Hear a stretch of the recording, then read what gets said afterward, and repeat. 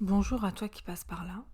Donc tout d'abord, je te souhaite la bienvenue dans ce podcast qui porte mon nom. Donc le nom du podcast, c'est le journal d'Anissa. Et donc sur ce podcast, je souhaite aborder des sujets qui, je pense, me semblent importants. Donc par où est-ce que je peux commencer? Donc dans un premier temps, je vais commencer par me présenter. Donc moi c'est Anissa, j'ai 29 ans et je souhaite donc créer un podcast. Je ne sais pas comment est-ce que les choses vont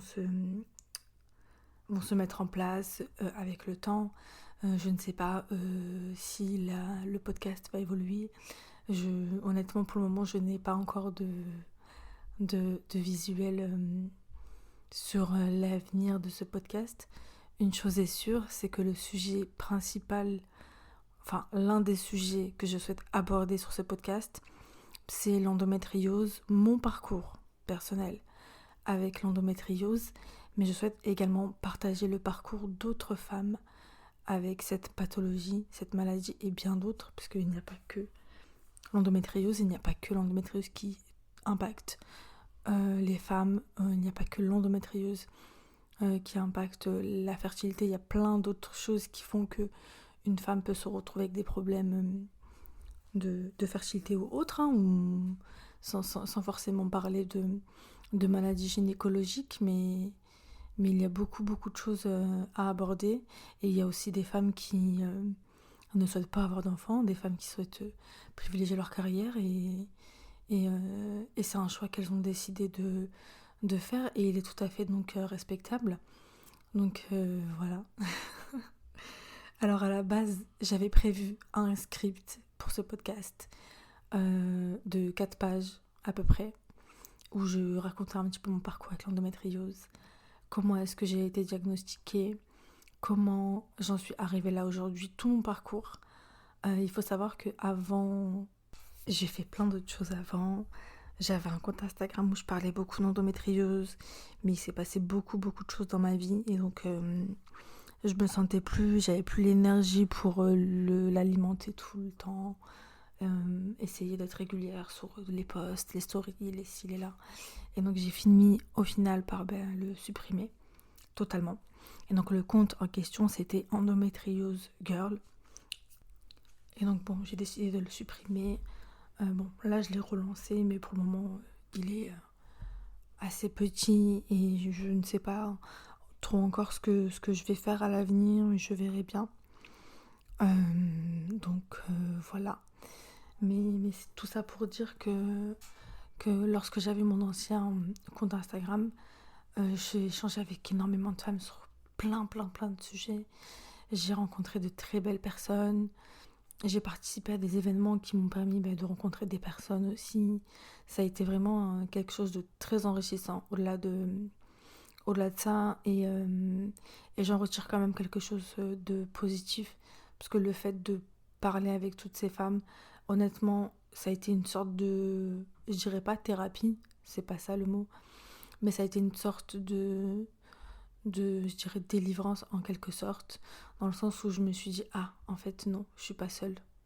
Toi qui penses que tu es seule, Anissa, seule dans ton malheur, seule dans ton mal-être, seule dans cette maladie, seule dans ce diagnostic, non, tu n'es pas seule, et plein d'autres femmes vivent la même chose que toi tous les jours et ne s'en rendent même pas compte. Vivent tout ça tous les jours également en ayant conscience de ce qui se passe dans leur corps, en sachant de ce qu'elles souffrent exactement, parce qu'il y a encore aujourd'hui énormément de femmes qui ne sont pas diagnostiquées l'endométriose. Et donc ça m'a permis donc de prendre un certain recul sur toutes ces situations et tout ce que je vivais au quotidien. Et ça m'a permis aussi de, pour le coup, échanger avec des femmes, comprendre ce que je ressentais, avoir des personnes en face de soi qui comprenaient ce que je ressentais. Et donc ça faisait vraiment du bien, et ça a été, je pense, une très grande aide pour moi. Et jusqu'à aujourd'hui, toutes ces femmes, je leur en remercie. Et je pense que certaines se reconnaîtront. Je ne vais pas citer leur nom ici, mais toutes celles avec qui j'ai encore des contacts, je tiens énormément à toutes vous remercier. parce que vous vous rendez pas compte à quel point ce que vous m'avez apporté. Et c'est ça, je pense, le plus beau à en retirer, parce que on donne mais on reçoit énormément et ça on ne s'en rend pas compte. Et remercier les gens autour de nous, c'est très important.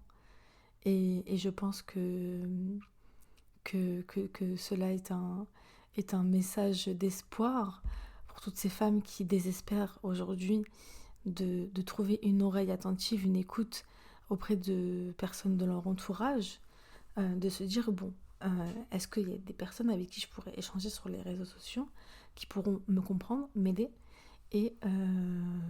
Enfin, m'aider. En soi, on n'est pas des médecins, non. Mais m'aider à comprendre ce que je vis et à me faire un partage d'expérience, un parcours. Et je trouve que ce côté-là, justement, de partage entre patientes, c'est tellement important. C'est tellement important, on ne s'en rend même pas compte. Et je pense qu'il devrait avoir des événements organisés vraiment souvent où... Enfin, je suis pas sûre qu'il y en ait énormément. Enfin, moi, actuellement, dans ma ville, je vous avoue que je me suis pas très bien renseignée. Je sais, enfin, moi, j'ai participé pour ma part à plusieurs événements où c'était sur le thème de l'endométriose et du SOPK, pour lequel je suis atteinte. Dans d'autres villes, je ne sais pas comment ça se passe. Et je ne sais pas si d'ores et déjà aujourd'hui, sur Marseille et autour de Marseille, donc sur Aix, il y a des événements comme ça en ce sens aujourd'hui en 2025. Moi, lorsque j'y ai participé, c'était il y a un long moment. Un long moment, comme si c'était il y a 20 ans, non. Enfin, Anissa, ça peut pas être il y a 20 ans vu que tu as 29. Si c'était il y a 20 ans, ça voudrait dire que tu participerais à des événements à l'âge de 9 ans. Non, c'est pas logique en fait. Bon, excusez-moi, j'ai tendance à me parler à moi-même. Donc, tout ça pour dire qu'en fait, je trouve que c'est tellement important. Et après, ce qu'il faut aussi se dire, c'est qu'il faut quand même essayer de ne pas trop donner d'informations. Moi, je vois beaucoup de choses sur Instagram ou même parfois sur des groupes Facebook où des femmes s'envoient leur dossier médical. Enfin, à un moment donné, faut arrêter, quoi. Faut arrêter. C'est pas méchant, honnêtement, c'est pas méchant. Mais m'envoyer ton écho me fera pas te dire si t'as l'endométriose ou pas. Moi, j'ai pas fait 10 ans d'études de médecine, en fait. Donc, je suis pas à même de te dire si c'est le cas ou pas. Et en fait, quand j'avais ce compte Instagram où je parlais d'endométriose tout le temps, quasiment tout le temps, j'avais des personnes qui venaient me voir et qui me demandaient leur avis sur un compte-rendu médical. Et je leur disais gentiment, malheureusement, je ne pourrais pas t'aiguiller. Mais le souci, c'est que si elles le font avec moi, elles le font avec plein d'autres gens. Sauf que ça, il faut se mettre en tête qu'en fait, on n'est pas habilité. Et puis même, parfois, c'est des informations qu'on n'est pas prêt à accueillir ou qu'on n'est pas prêt à, à recevoir. Enfin, tout ça pour dire que j'ai l'impression que je m'éparpille un petit peu dans mes propos. À la base, je voulais juste expliquer le pourquoi du comment j'avais créé ce podcast. Et finalement, je me retrouve à faire un monologue pour pas grand-chose. Je, je m'éparpille un petit peu. Donc, revenons à nos moutons.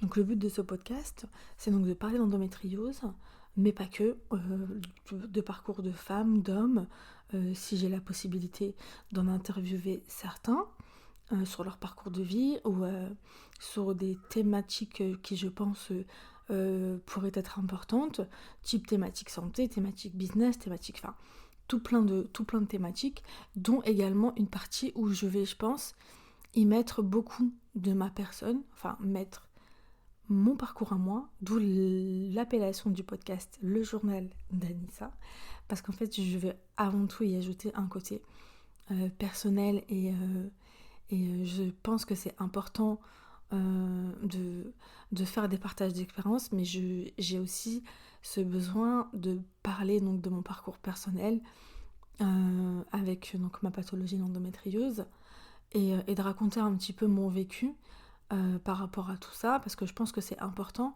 et que ça peut aider pas mal de personnes, même si on pourrait penser que c'est un parcours type basique, qui n'est pas forcément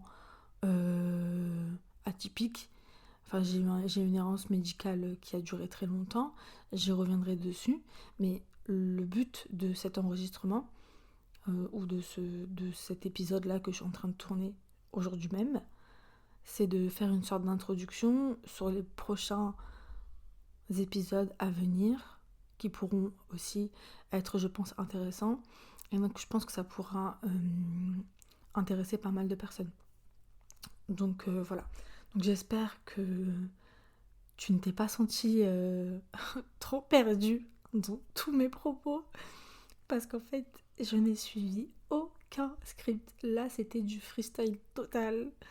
Moi en train de parler devant un micro, dans ma chambre, avec mes chats qui font que miauler, derrière ma porte, tout simplement. Bon, ben j'espère que tu as eu une bonne écoute, et je te dis à très bientôt sur le podcast du journal d'Anissa, qui est donc moi. Enfin, ça paraît logique, oui, mais pourquoi est-ce que je le précise? Je ne sais pas, mais bon. Je te souhaite une très belle journée si tu es dehors. J'espère que tu as du soleil, comme ici à Marseille.